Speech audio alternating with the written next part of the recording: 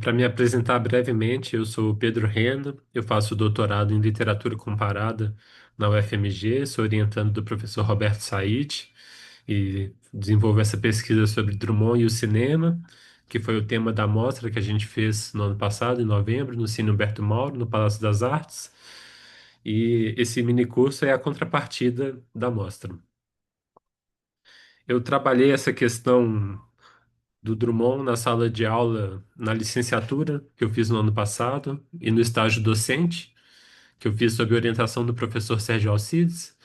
Então, vejo esses dois professores como parceiros nessa jornada. E eu vou apresentar aqui alguns textos, pensando em partir dos textos para depois trazer as questões teóricas mais conceituais, para a gente discutir essa relação do Drummond na sala de aula.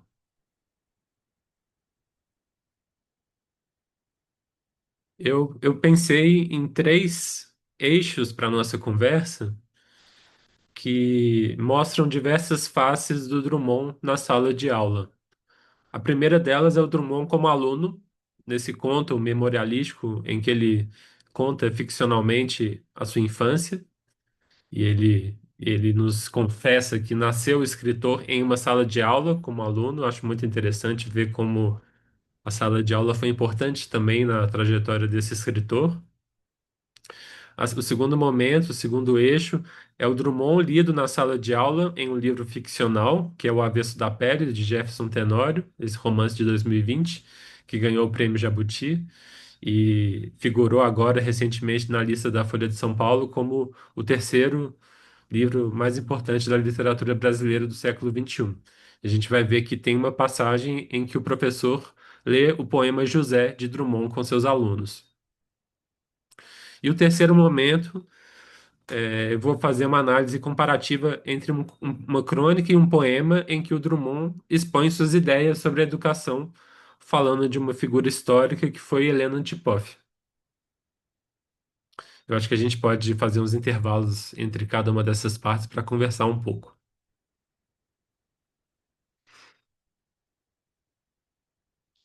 Esse conto, Um Escritor Nasce e Morre, foi publicado primeiro como uma crônica em 1944 no livro Confissões de Minas. Depois ele foi republicado nesse livro Contos de Aprendiz, nos anos 50. Acho que isso já demonstra como a escrita do Drummond é híbrida, porque ela transita entre a crônica, a poesia, a ficção, e esse mesmo texto ele já rotulou, né, como uma crônica e como um conto. E a gente vê que tem uma forte presença autobiográfica em várias passagens desse conto. É um conto em que ele rememora a infância em Itabira, só que fazendo uma espécie de obliquação ficcional, porque Itabira vira Turmalinas, essa cidade fictícia, e o Carlos é nomeado como Juquita. Então tem esse jogo, como o Sérgio Alcides ontem falou, de criar essa persona que aparece nesse conto de alguma maneira obliquada, né? Assim, é como se o Drummond tomasse uma distância de si para criar essa ficção sobre a seu nascimento como escritor. Então eu vou ler aqui essa primeira parte. Nasci numa tarde de julho, na pequena cidade onde havia uma cadeia, uma igreja e uma escola bem próximas umas das outras, e que se chamava Turmalinas. A cadeia era velha, descascada na parede dos fundos. Deus sabe como os presos lá dentro viviam e comiam, mas exercia sobre nós uma fascinação inelutável. Era o lugar onde se fabricavam gaiolas, vassouras, flores de papel, bonecos de pau. A igreja também era velha, porém não tinha o mesmo prestígio. E a escola, nova de 4 ou 5 anos, era o lugar menos estimado de todos. Foi aí que nasci. Nasci na sala do terceiro ano, sendo professora Dona Emerenciana Barbosa, que Deus tenha. Até então era analfabeto e despretensioso. Lembro-me, nesse dia de julho, o sol que descia da serra era bravo e parado. Bom, acho que nesse começo do conto tem essa, essa apresentação geográfica do lugar da cidade, né, em que a igreja está do lado dessa cadeia, que está do lado da escola, então ele já descreve, né, essas três instituições ali da cidade, e ele diz que nasceu nessa tarde de sol, né? Numa sala de aula. A aula era de geografia, então é interessante notar que esse escritor não nasce na sala de uma aula de português, mas numa aula de geografia. E a professora traçava no quadro negro nomes de países distantes. As cidades vinham surgindo na ponte dos nomes, e Paris era uma torre ao lado de uma ponte e de um rio. A Inglaterra não se enxergava bem no nevoeiro. Um esquimó, um côndor surgiam misteriosamente, trazendo países inteiros. Então nasci. De repente nasci, isto é, senti necessidade de escrever. Nunca pensara no que podia sair do papel e do lápis, a não ser bonecos sem pescoço, com 5 riscos representando as mãos.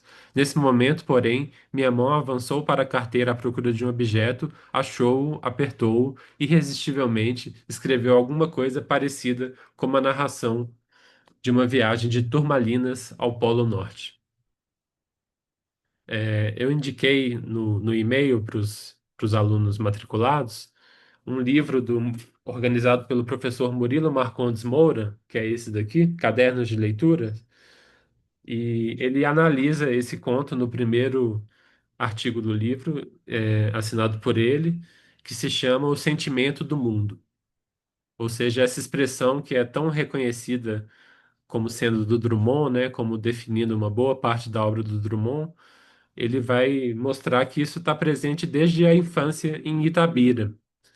E Itabira, como Turmalinas, que aparece nesse conto, em que o escritor, nessa aula de geografia, faz essa viagem de Turmalinas ao Polo Norte, né? Ele diz que escreve essa pequena história em 10 linhas, talvez a mais curta narração do gênero, mostrando como uma rua que nasce em Itabira, ou Turmalinas, pode dar em qualquer lugar do mundo, como é esse verso que aparece no poema América, né? Da Rosa do Povo, de 1945. Eu acho notável que esse conto seja escrito nos anos 30, 40, sobre uma cena da infância em 1910, porque é nessa mesma época em que o Drummond assiste às primeiras imagens do cinematógrafo em Itabira. Isso está contado pelo atual biógrafo do poeta, que é Humberto Werneck. Então, ali por volta de 1910, 1911, quando Drummond tinha 8 anos, ele assiste às primeiras imagens que vinham da França e da Itália, principalmente. Então, para mim é notável que esse escritor que tem esse sentimento do mundo tenha nascido nessa aula de geografia, né, que ele descobre que através da escrita ele pode se conectar com várias partes do mundo, e é na mesma época em que ele está assistindo as primeiras imagens de cinema, de imagens em movimento. E o cinema foi inventado em 1895 pelos irmãos Lumière. Sabe-se que outras invenções estavam sendo concomitantes. E essa dupla de cineastas, eles tinham cinegrafistas em várias partes do mundo. Então, os primeiros escritores que estavam interessados no cinema, viam que eles podiam assistir cenas de vários lugares do mundo através das imagens em movimento. Então, por exemplo, cenas da Ásia, né, da África, os Lumière estavam em todos esses continentes. Então, o cinema era uma forma de viajar por meio das imagens. E o Drummond foi um personagem nosso, da nossa literatura, que viajou muito pouco ao longo da vida. Sabe-se que ele nasceu em Itabira, nos anos 20 foi morar em Belo Horizonte, nos anos 30 no Rio de Janeiro, e depois fez 2 viagens, a Buenos Aires para visitar os netos que nasceram por lá. E ele, ao mesmo tempo, o nosso escritor talvez mais cosmopolita. Esse escritor que escreve sobre o sentimento desse mundo todo, né? Então, continua aqui. É talvez a mais curta narração no gênero. 10 linhas, inclusive o naufrágio e a visita ao vulcão. Eu escrevia com o rosto ardendo e a mão veloz tropeçando sobre complicações ortográficas, mas passava adiante. Isso durou talvez um quarto de hora e valeu-me a interpelação de Dona Emerenciana. Juquita, o que você está fazendo? O rosto ficou mais quente, não respondi. Ela insistiu. Me dá esse papel aí, me dá aqui. Eu relutava, mas seus óculos eram imperiosos. Sucumbindo, levantei-me, o braço duro segurando a ponta do papel, a classe toda olhando para mim, gozando já o espetáculo da humilhação. Dona Emerenciana passou os óculos pelo papel e, com assombro para mim, declarou à classe: Vocês estão rindo do Juquita? Não façam isso. Ele fez uma descrição muito chique, mostrou que está aproveitando bem as aulas. Uma pausa e rematou: Continue, Juquita. Você ainda será um grande escritor. A maioria na sala não avaliava o que fosse um grande escritor. Eu próprio não avaliava, mas sabia que no Rio de Janeiro havia um homem pequenino, de cabeça enorme, que fazia discursos muito compridos e era inteligentíssimo. Devia ser com certeza um grande escritor, e em meus 9 anos achei que a professora me comparava a Rui Barbosa. A viagem ao Polo Norte foi cuidadosamente destacada do caderno de se esboçara e conduzia em triunfo para casa. Minha mãe, naturalmente, inclinada à sobreestimação de meus talentos, julgou-me predestinado. Meu pai, homem simples, de bom senso, integral, abriu uma exceção para escutar os vagidos do escritorzinho. Ganhei uma assinatura do Tico-Tico, presente régio naqueles tempos e naquelas brenhas, e passei a escrever contos, dramas, romances, poesias e uma história da Guerra do Paraguai, abandonada no primeiro capítulo para alívio do Marechal Lopes.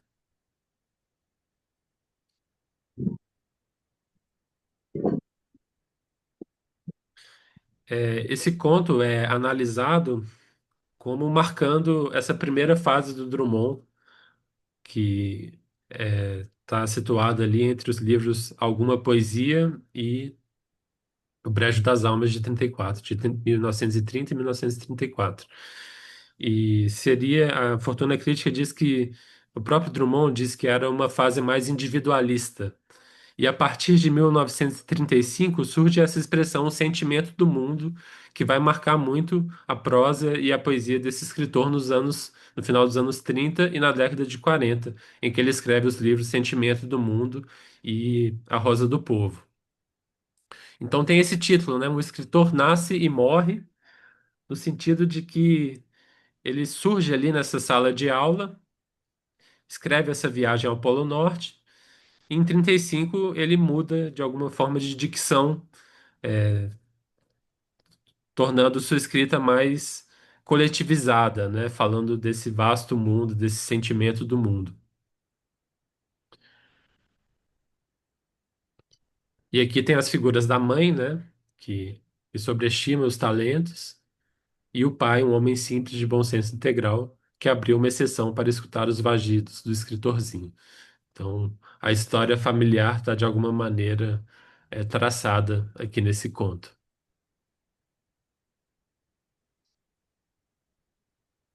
Bom, até agora alguém quer comentar alguma coisa?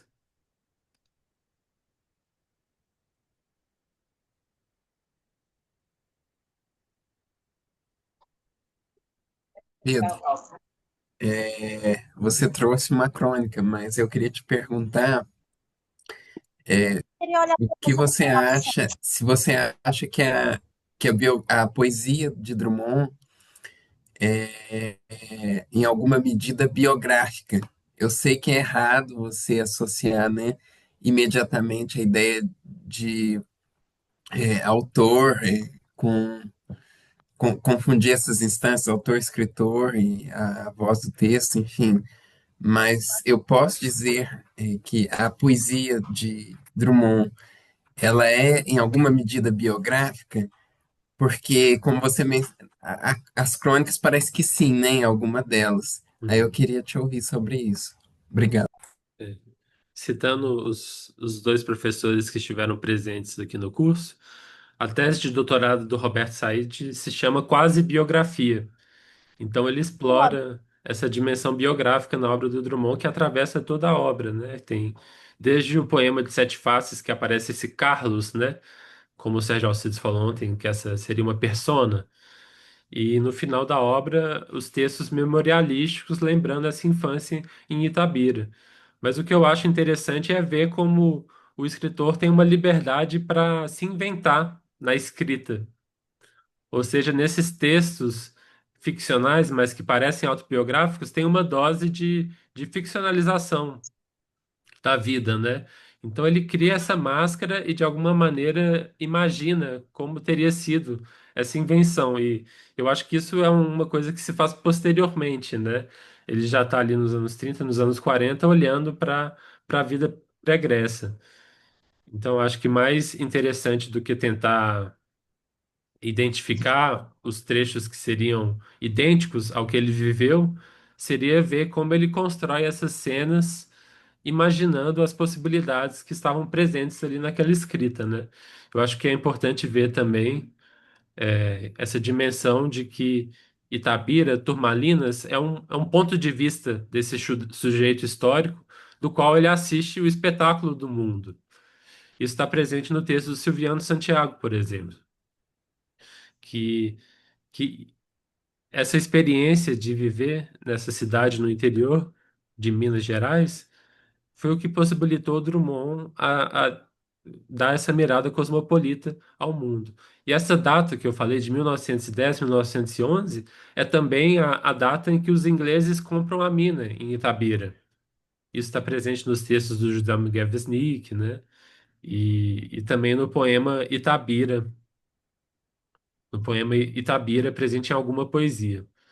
O nome desse texto do Silviano chama Convite à Leitura da obra de Carlos Drummond de Andrade, que foi publicada no Centenário em 2002, em que ele faz um apanhado de toda a obra. Ou seja, ali naquela cidadezinha qualquer, o mundo estava chegando naquela época. Eu acho notável que chegava o cinema trazendo as imagens do mundo e chegava também a mineração. E o José Miguel Wisnik vai mostrar como Itabira vira uma cidade central na trama geopolítica do século XX, porque o minério de ferro extraído em Itabira fornecia o aço para os aviões que eram usados na Segunda Guerra Mundial pelos Estados Unidos. Ou seja, essa cidade qualquer também é conectada de uma forma sistêmica com todo mundo, né? E o Drummond assiste desse lugar privilegiado, né? E diria também que a fonte poética, literária do Drummond é essa memória lírica ali daquela infância itabirana, que ao mesmo tempo que ele sempre retorna a ela, ele de alguma maneira na vida biográfica também não volta muito a Itabira, né? Sendo a última vez em 1948, quando ele vê a cidade vista de um avião, né? Então é uma visão de sobrevoo na cidade. Isso tudo está muito presente ali no livro do José Miguel Wisnik, que se intitula justamente Maquinação do Mundo.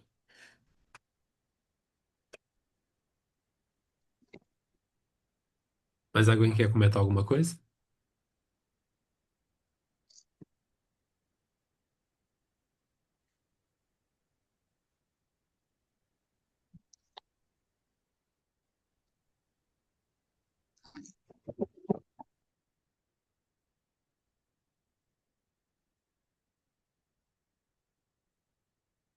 A segunda cena é de um romance contemporâneo, desse autor, Jefferson Tenório, nascido em Porto Alegre, um livro de 2020. E numa cena central, no final do livro, um professor de ensino básico lê um poema do Drummond para os alunos. Eu acho que esse poema do Drummond, é, de alguma maneira, gera uma reflexão sobre a cena daqueles personagens no livro. Esse livro é narrado do ponto de vista do filho, do Pedro, que narra a história de Henrique, o pai, depois da morte dele, né? Depois da morte do Henrique. E Henrique é um professor de ensino básico e que enfrenta diversas dificuldades ao longo de sua trajetória, como professor. E esse narrador, que é ao mesmo tempo em segunda pessoa, porque se dirige a esse você, que é o filho falando com o pai, ele, em outros momentos, ele tem um ponto de vista que ele vê uma cena como se ele fosse onisciente, como se ele não só rememorasse também, reconstruísse a história do pai através de sua própria memória, como ele também espalha esse ponto de vista por outras miradas em que ele não estava presente, né? Eu acho que isso é muito notável no livro. E o poema que aparece lido é o José, do Drummond. O Roberto Said falou na primeira aula, né, que o Drummond está de alguma maneira capilarizado pela sociedade brasileira nessas expressões que estão presentes no imaginário coletivo ou no inconsciente coletivo da população, né? Como se para dizer de um impasse alguém proferisse o verso e agora, José, ou no meio do caminho tinha uma pedra. E eu acho que esse escritor se vale disso para construir essa cena ficcional. Bom, eu vou ler um trechinho desse livro. No seu último ano de vida, você começou a trabalhar numa escola à noite. Suas turmas eram do EJA, Educação de Jovens e Adultos. Você tinha duas turmas que correspondiam à sétima e à oitava série do ensino fundamental. Ao longo dos anos, o perfil dos alunos do EJA foi se modificando. Antes, os alunos eram mais velhos e haviam parado de estudar por algum motivo, e depois, já na maturidade, voltavam para a sala de aula. Mas agora não. Agora, a maioria dos alunos eram adolescentes que não deram certo no turno do dia. São os refugos, os que não se enquadram, os repetentes, os que ninguém quer por perto, os mal-educados. Todos colocados numa sala, todos com uma enorme tarja na testa. Os fracassados, você pensava. Tratava-se, portanto, de uma bomba relógio, pois ao se verem na mesma sala, eles se reconheciam como fracassados e já sabiam por que estavam juntos. Ora, ora, vejam só, somos os piores na mesma sala. Agora eles vão ver como somos os piores mesmo. Quando você entrou pela primeira vez na turma T1 e deu boa noite, ninguém percebeu sua presença. Na verdade, eles perceberam, mas fizeram questão de te ignorar. Você então foi para a frente do quadro e pediu atenção para começar a aula. Bom, é esse filho que rememora a vida do pai, direcionando a esse você, né, como se ele estivesse endereçando uma carta a esse pai depois da morte dele, né? E ele vê essa extrema dificuldade em trabalhar nessa escola. E quando o Drummond é apresentado, parece que a imagem do poeta não é reconhecida por aqueles alunos, como se todo esse poeta público não significasse muita coisa para eles. Eu acho que isso é o que está um pouco presente no texto da Maria Amélia Dalve, que eu mandei também para a turma, que é uma versão resumida desse livro Drummond, A Invenção de um Poeta Nacional, no livro didático, que o argumento dela é que o livro didático também inventa uma representação da imagem do autor. E muitas vezes um autor que é visto como um idoso pacato que vivia ali no Rio de Janeiro nos últimos anos de vida e que é muito marcado pelo humor, pela ironia, mas o que ela ressalta é que o Drummond é um poeta extremamente corrosivo, né? Esse poeta que falou das inquietudes do Brasil no século XX. Então, depois de uma cena que tem uma briga aqui, o professor diz. O filho conta a história do professor, né? Você havia planejado uma aula sobre poesia. Mesmo não havendo clima nenhum para a poesia, você escreveu um nome no quadro, José, poema do Drummond. Antes de lê-lo, você perguntou a eles se gostavam de poesia. Apenas três ou quatro da frente prestavam atenção em você. Outros estavam mais interessados em falar da briga. Você não queria perdê-los. Você mostrava fotos do Carlos Drummond para eles, no livro didático. E olha lá, pessoal, o professor está mostrando um velho careca lá na foto. Eles riam, queriam te fazer de bobo. Você seguiu adiante e perguntou a um deles se conhecia um velho careca da foto. Ninguém te respondeu. Alguns viraram as costas. Você pensou então em ir até o fundo da sala, bater de frente com eles e dizer: Escutem aqui, vocês não têm esse direito de faltar com respeito comigo. Estou aqui para dar minha aula. E é só. No entanto, você não podia fazer isso. Não podia bater de frente. Você sabia que havia três ou quatro alunos que estavam te ouvindo. Era pouco para quem queria fazer algo naquela turma. Você tinha de admitir, sua aula foi um fracasso. Você desistiu. Pediu apenas que copiassem o poema no caderno, mas ninguém copiou nada, nem mesmo aqueles três ou quatro que te ouviam.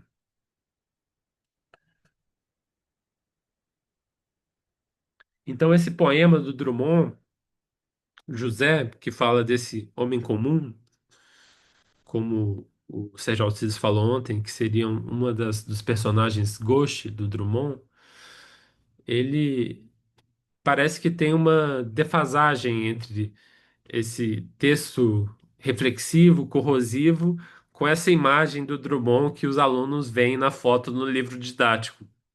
Então eu queria trazer essa cena para explorar um pouco essa relação tensa, né, entre uma poesia crítica, corrosiva, que fala dos nossos impasses, e de como o livro didático constrói essa imagem desse autor, que seria nas palavras da Maria Amélia Dalvi, um velho pacato, né? E depois tem um outro capítulo no livro que o professor, para tentar chamar a atenção desses alunos, diz que vai trazer uma pessoa que cometeu um crime para contar o que ele fez para os alunos e explicar o que o motivou. E na semana seguinte ele não chega com ninguém e chega com um livro, que é o livro Crime e Castigo do Dostoiévski. Ou seja, um livro do século XIX, final do século XIX da Rússia, né? E eu acho muito interessante como ele cria essa justaposição de tempos, né? Um romance tão distante daquela realidade consegue, de alguma maneira, dialogar com esses alunos que vivem em meio a essa miséria brasileira, né?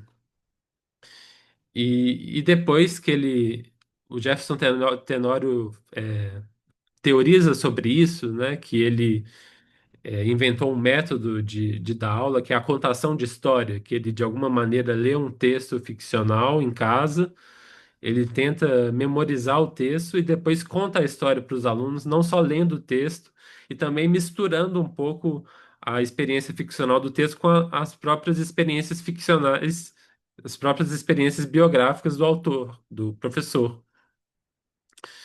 E depois dessa cena, ele consegue cativar os alunos e ele diz: Depois disso, você foi até o quadro e pela primeira vez conseguir dar uma aula sobre Drummond. Quando terminou, os alunos disseram que gostaram da sua aula. Você ficou feliz com aquilo, como se algo na sua vida de professor tivesse sido resgatado. Bom, e o livro começa, a epígrafe vem do Shakespeare, então acho que o Jefferson Tenório faz esse jogo de fazer referência ao cânone ocidental para dialogar com a realidade desses alunos dessa EJA ali em Porto Alegre, e começa com uma pergunta do personagem Bernardo no Hamlet, que é quem está aí? Ou seja, começa com uma indeterminação espacial desse porteiro ali que está perguntando que esse fantasma que está ali do outro lado do portão. E o livro termina com essa pergunta temporal, né? E agora, José? Então, eu queria ler com vocês esse poema que é tão conhecido, né? Que virou uma expressão popular e, ao mesmo tempo, é um dos poemas que mais diz sobre essa aporia, essa, essa situação sem saída nenhuma. E agora, José? A festa acabou, a luz apagou, o povo sumiu, a noite esfriou. E agora, José? E agora você? Você que é sem nome, que zomba dos outros, você que faz versos, que ama, protesta. E agora, José? Está sem mulher, está sem discurso, está sem carinho, já não pode beber, já não pode fumar, cuspir já não pode, a noite esfriou, o dia não veio, o bonde não veio, o riso não veio, não veio a utopia, e tudo acabou, e tudo fugiu, e tudo mofou. E agora, José? E agora, José? Sua doce palavra, seu instante de febre, sua agulha de jejum, sua biblioteca, sua lavra de ouro, seu terno de vidro, sua incoerência, seu ódio. E agora? Com a chave na mão, quer abrir a porta. Não existe a porta. Quer morrer no mar, mas o mar secou. Quer ir para Minas, Minas não há mais. José, e agora? Se você gritasse, se você gemesse, se você tocasse a valsa vienense, se você dormisse, se você cansasse, se você morresse, mas você não morre, José. Você é duro, José.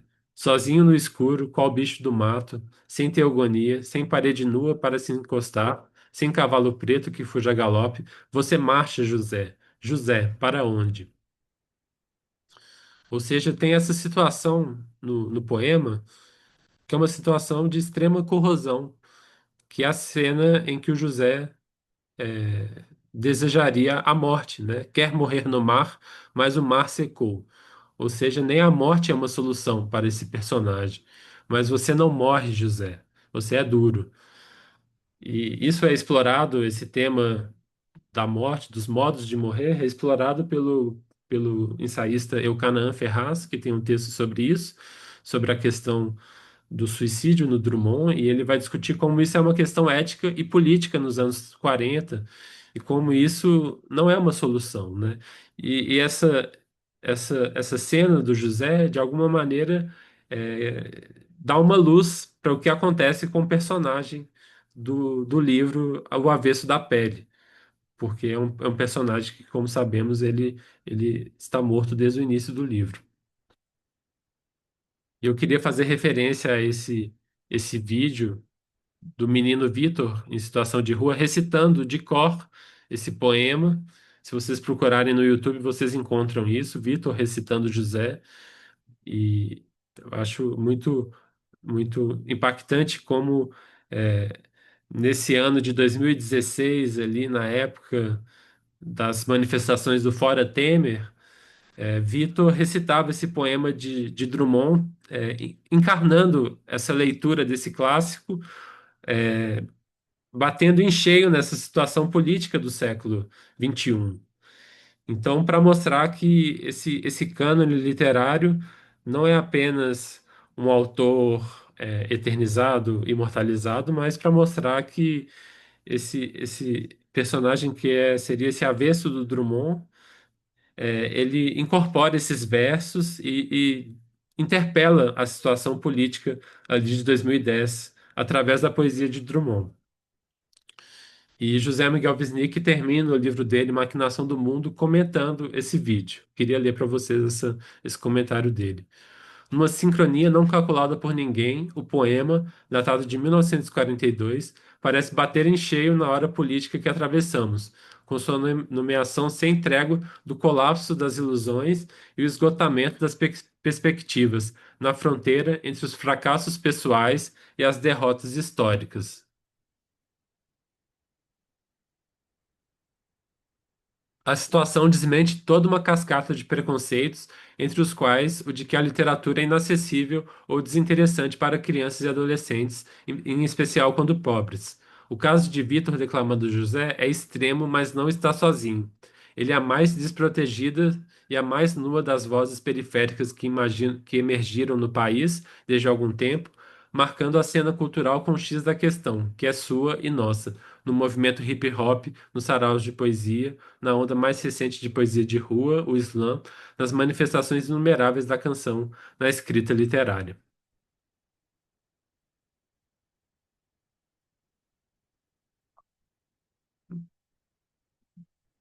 Então, o José Miguel Wisnik parece se referir, né, a esse debate tão intenso ali na época da redemocratização do Brasil, que é o direito da literatura proposto pelo Antônio Cândido, né?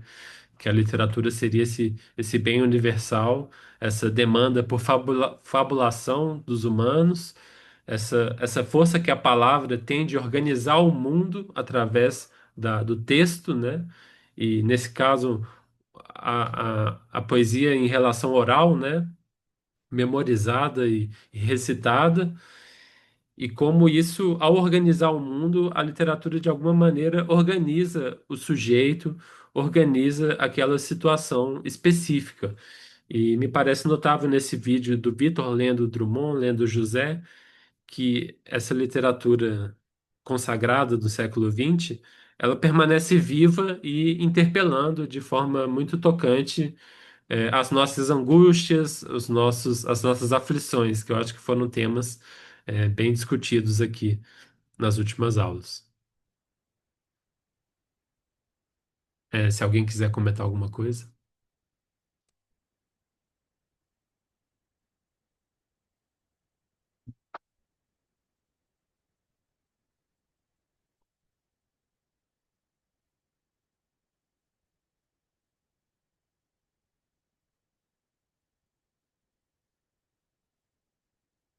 Então, eu passo aqui para a parte final da apresentação, para depois a gente poder conversar, que são crônicas do Drummond falando sobre educação e sobre essa personagem, essa pessoa histórica que é Helena Antipov, que nasceu na Rússia em 1892, ou seja, 10 anos mais nova que o Drummond, e nos anos 20 ela se formou na Suíça, em Genebra, estudando psicologia, psicologia da educação, e nos anos 20 participou da Revolução Russa e trabalhando com as crianças órfãs deixadas pela, pela guerra, né? E ela é convidada a ir para o Egito em 1929 para ministrar um curso de formação de professores, que se chama a Escola de Aperfeiçoamento. E no último momento, ela decide não ir para o Egito, mas vir para Ibirité, aqui perto de Belo Horizonte. E o Drummond estava, em 1929, um ano antes de publicar o primeiro livro, participando do governo, da Secretaria de Educação, que é no contexto da, da regência do Francisco Campos. Então, Drummond recebe Helena Antipoff nessa época e de alguma maneira acompanha o trabalho dela ao longo de toda a vida, e no final da vida dela, nos anos 70, ele escreve esses dois textos sobre ela, uma crônica e um poema. Eu queria fazer esse exercício com vocês de tentar comparar a fatura literária do Drummond escrevendo nesse texto prosaico em crônica e a fatura escrita no poema, para ver se aquela formulação do Antônio Cândido faz sentido, de que a literatura, de alguma maneira, no poema é mais tensa, tensionada, com um punho cerrado, do que na crônica, em que os eventos seriam colocados de uma maneira mais distendida. E como sabemos, o Drummond, nos anos 30, no governo Vargas, trabalhou no gabinete foi chefe de gabinete do Gustavo Capanema, que era o ministro de Educação e Saúde. Ou seja, a educação sempre foi um tema caro ao Drummond, e eu acho muito interessante ver como ele fala sobre isso nos anos 70, sobre uma situação bem concreta no interior de Minas Gerais. E Helena Tipoff ficaria 2 anos em Ibirité e acaba ficando 40 anos até o fim da vida, 50 anos, né? E foi totalmente importante para a democratização do ensino rural aqui em Minas Gerais.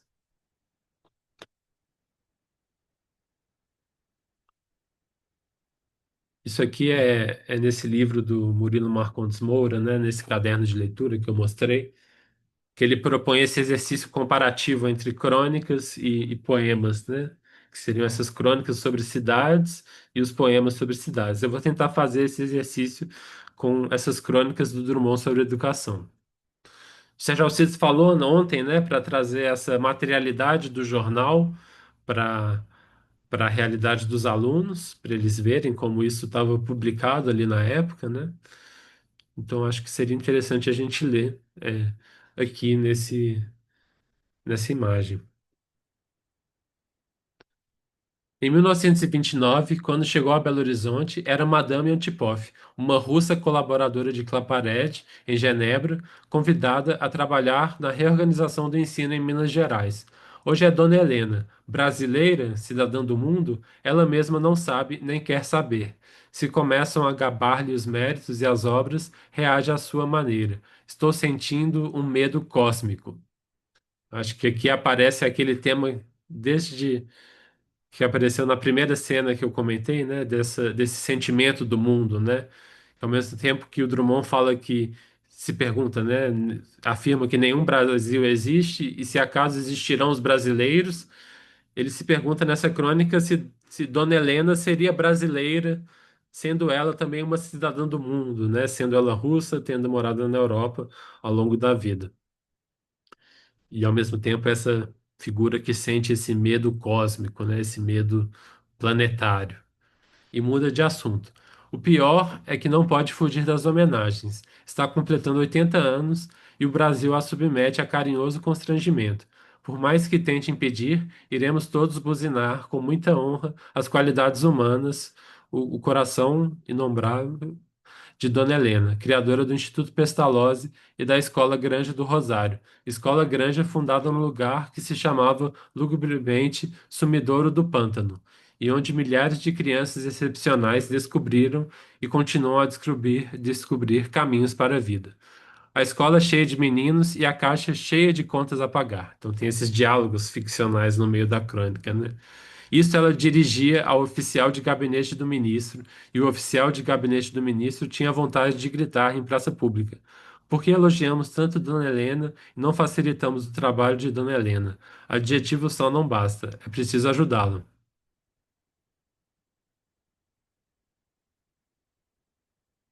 Foi há tempos, não sei se melhorou a situação dos filhos, também inumeráveis, de Dona Helena. Então tem essa dimensão dessas crianças que são, na sua maioria, órfãs, acolhidas por essa escola, né, que ele cita ali, é o Instituto Pestalozzi e a Escola Granja do Rosário. E o nome do poema do Drummond sobre Helena Antipoff é A Casa de Helena, né? Ou seja, essa dimensão desse abrigo, desse acolhimento que a escola proporciona a esses alunos que são, de alguma maneira, abandonados pela sociedade. Mas sinto a vacuidade do louvor dos títulos de cidadão honorário, dos retratos de óleo na parede, das flores verbais, dos diplomas de pergaminho, das entronizações e glorificações que apontam um exemplo sem tentar imitá-lo. Os melhores discípulos e discípulas de Dona Helena formam uma confraria silenciosa, tenaz, aferrada ao trabalho, descuidada de prêmios. E esta é a melhor lição da mestra: a consagração ao serviço pelo serviço, lindamente. Ao fazer 70 anos, ofereceram-lhe uma viagem à Europa. Que vou fazer na Europa? Disse Dona Helena. Por favor, deem a viagem a um jovem líder, em período de formação. Preferiu ficar entre suas crianças e seus Joões de barro, e conta ao repórter.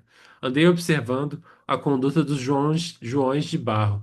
Eles ensinam muita coisa, inclusive a convivência democrática. Vi um casal deles sair da casa e cantar com exaltação no ramo da árvore. Chegou outro casal, depois outro e outro mais. Os 8 passarinhos formavam uma assembleia ruidosa. Discutiam, talvez, mas sem brigar, problemas sérios da espécie, como, por exemplo, a escassez do barro para seus planos habitacionais.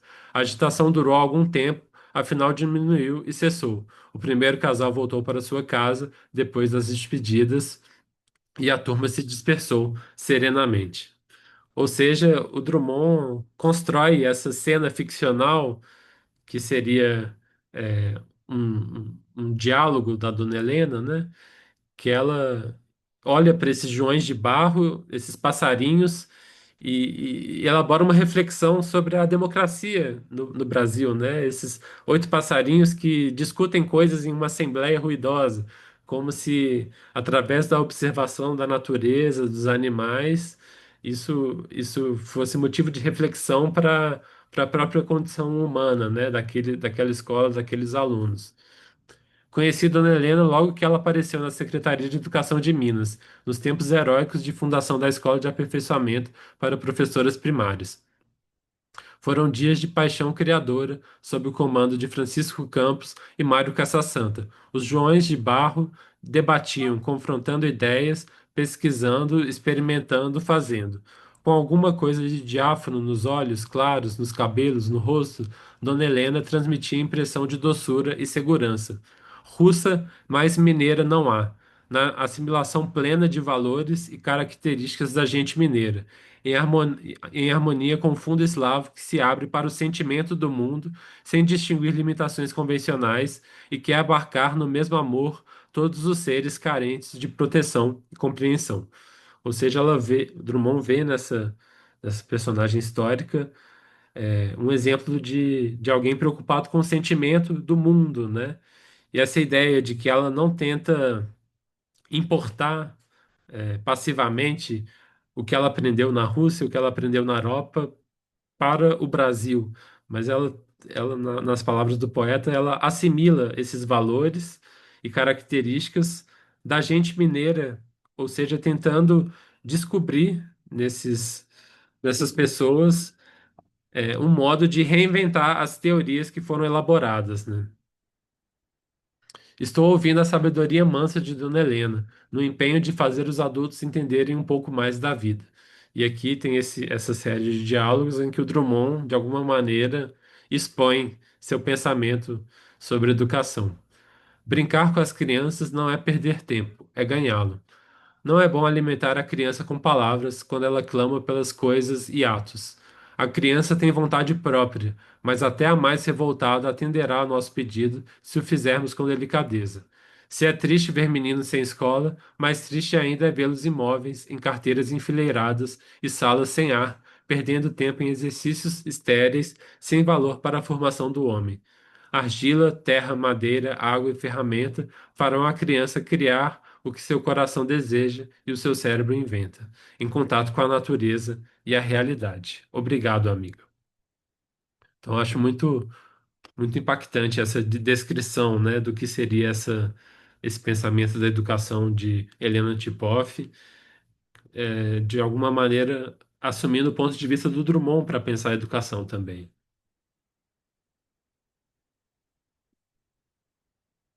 Então, nessa crônica, a gente vê como o Drummond mescla, né, os diálogos com a descrição, com o texto de memória, com uma cena ficcional que ajuda a pensar uma cena histórica, né? Essa cena dos passarinhos discutindo a democracia e, ao mesmo tempo, como isso se espelha na realidade, né? Como isso transfigura a realidade. E agora eu queria, para terminar, ler esse poema com vocês, A Casa de Helena, que é quando Helena Tipoff morre, em 74, e Drummond escreve esse texto de homenagem e de despedida.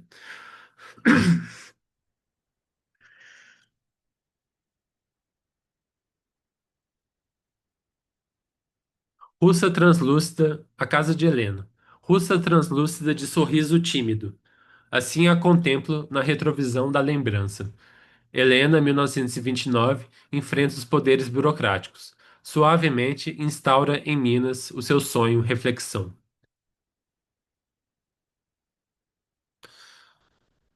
Bom, aqui ele apresenta, né, através dessa descrição, né, dessa russa translúcida de sorriso tímido, e essa frase que eu acho muito importante que ele coloca entre parênteses, assim a contemplo na retrovisão da lembrança. Eu acho que isso é muito importante para essa fase memorialística do Drummond, de que me parece aquela cena, aquele expressão que ele usa caminhando de costas, como se ele estivesse andando para frente para o passado, mas ao mesmo tempo sendo levado pelo futuro, né? Então ele está caminhando adiante, ao mesmo tempo vendo essa retrovisão da lembrança, como se esse passado pudesse inspirar esse presente. Moças normalistas rodeiam Helena, traz um sinal novo para gente nova. Ensina a ver diferente a criança, a descobrir na criança uma luz recoberta por cinzas e costumes, e nas mais carentes e solitárias revela o princípio de vida ansioso de sol. Então tem esse enjambemã, né? Ensina a ver diferente a criança, a descobrir na criança uma luz recoberta por cinzas e costumes, e nas mais carentes e solitárias revela o princípio de vida ansioso de sol. Ou seja, é um só período, né, que ele vai cortando nos versos e vai mostrando os ensinamentos dessa professora e pedagoga. E esse verso, uma luz recoberta por cinzas e costumes, me lembra aquela expressão ali da Rosa do Povo dos anos 40, né? Que sob a palavra, as cinzas, as cifras e códigos, né? Como se a tarefa do poeta e aqui a tarefa da pedagoga fosse revelar essa criança que traz uma luz, esse princípio da vida ansioso de sol, que está de alguma maneira escondido por essas cinzas, por esses códigos, esses costumes, essas cifras, né?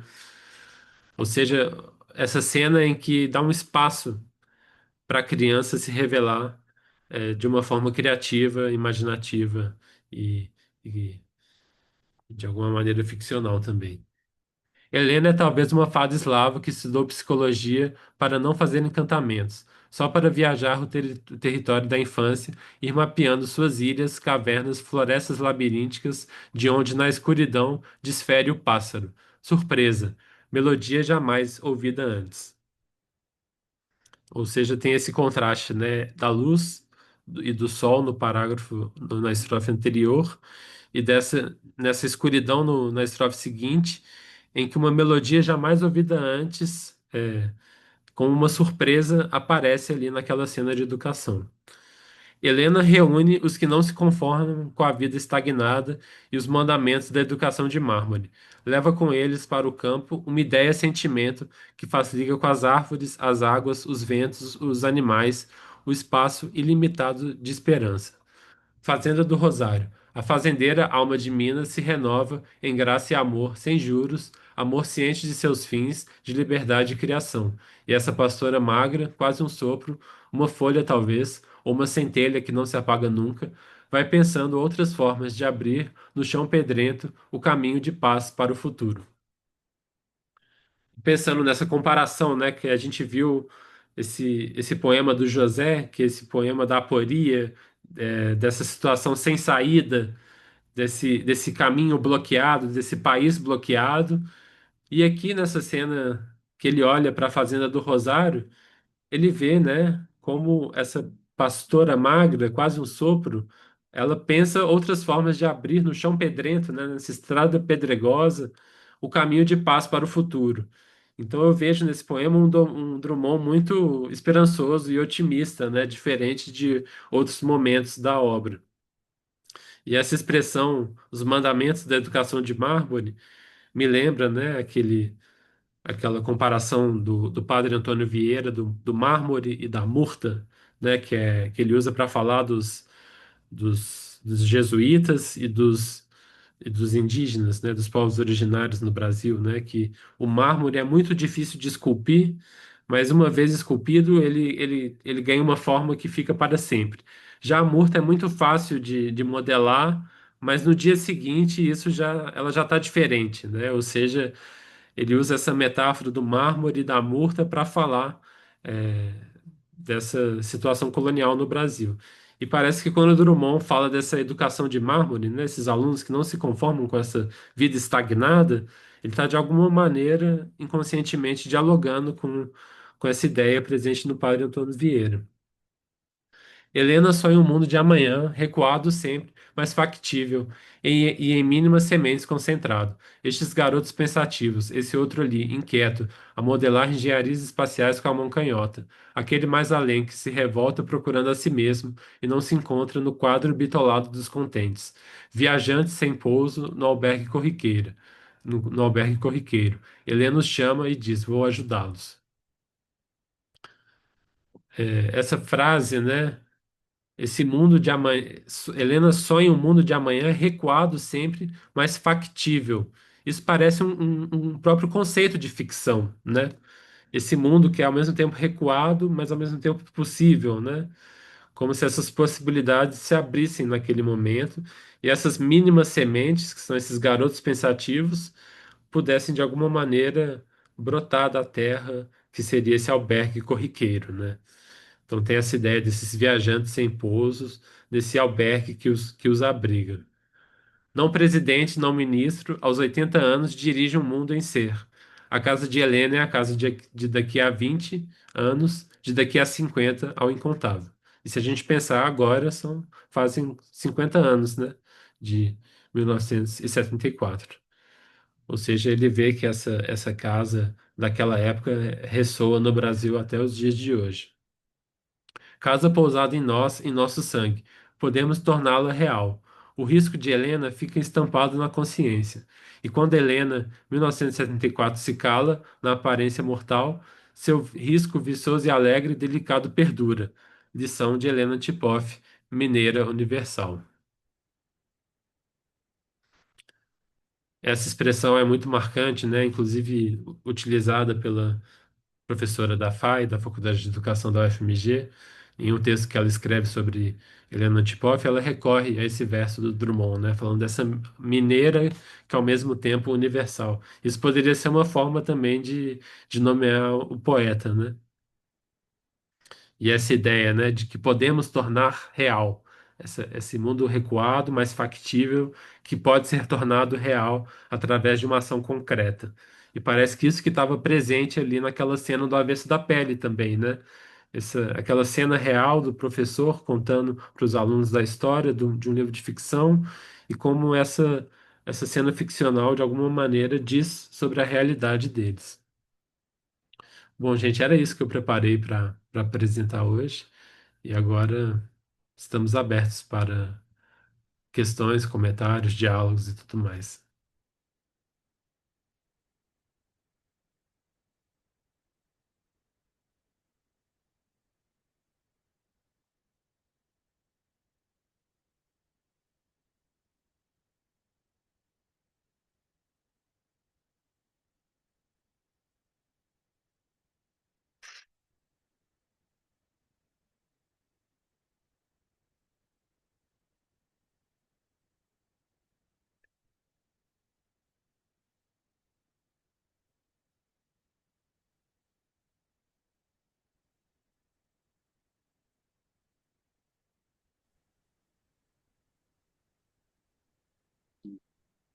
Tem uma pergunta aqui se as aulas estão disponíveis no YouTube. Eu vou colocar o link aqui, porque elas já estão no YouTube.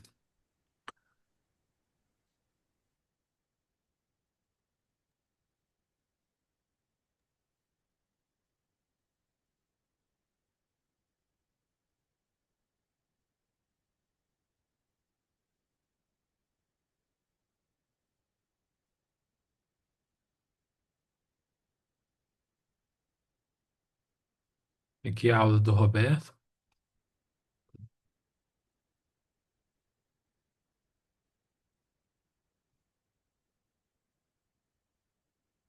e aqui é a aula do Sérgio Alcides. Bom, minha ideia foi mostrar, né, esses diferentes registros textuais, um poema, um conto, como Drummond aparece no romance, como Drummond escreve uma crônica sobre educação, um poema sobre educação, mostrar essas diferentes faces, né, do Drummond relacionado com a sala de aula. Acho que foi uma aula que tentou mais partir dos textos, né, para dialogar com essas questões do Drummond como pensador da educação, como aluno, Uhum. como pensador da educação e como alguém que é lido na sala de aula também, né?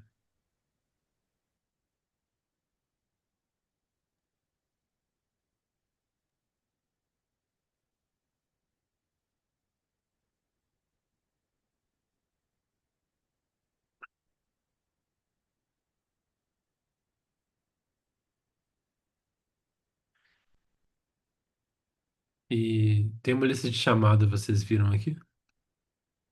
Lista de presença. Ô Pedro, Oi, Jaque. aqui é a Jaque, que eu trabalho no Memorial Carlos Drummond de Andrade, em Tabira. Quero parabenizar, né, pela sua aula, pelas outras aulas, adorei, gostei muito.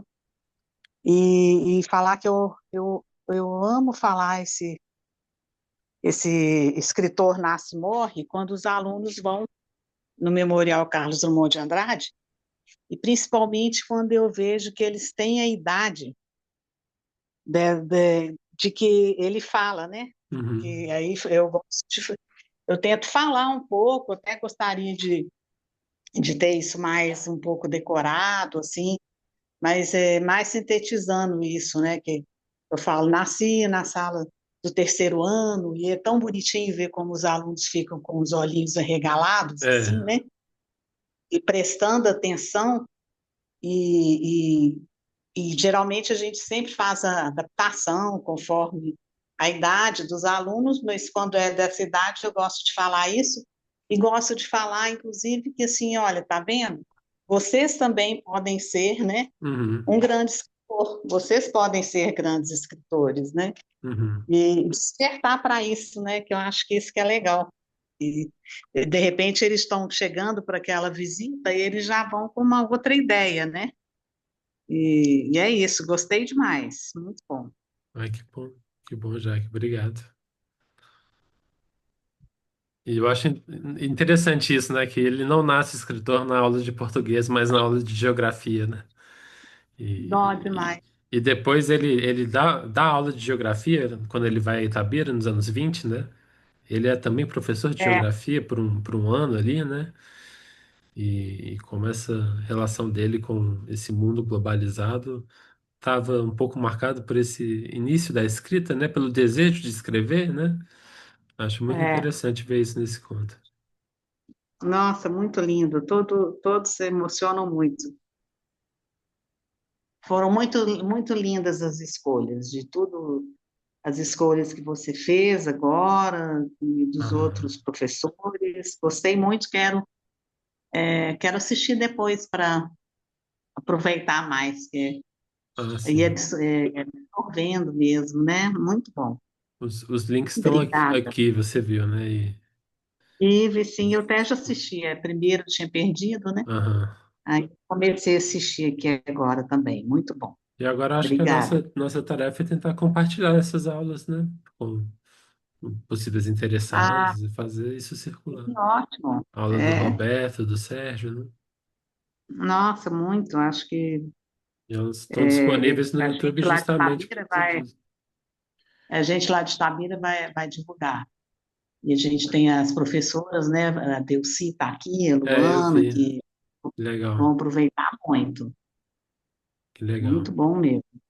Eu vi lá na lista de chamada que tinham várias professoras de Itabira. E foram as Pois que é. estavam aqui na mostra? Foi, foi Ah, que sim. ótimo. Deve ter sido mais, mas a Delci a Delci, Luana, Viviane, elas fazem um trabalho muito bacana lá em Itabira. Ah, que ótimo. E lá a visitação no memorial é muito grande, muitos alunos, né? Muitos interesses. É um desafio grande. Uhum. Quem puder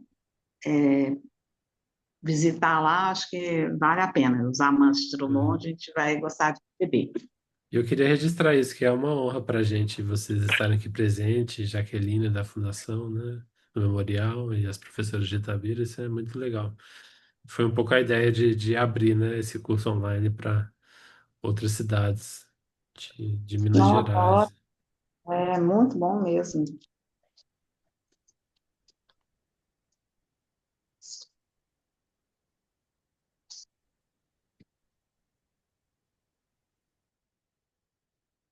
Então era isso, gente.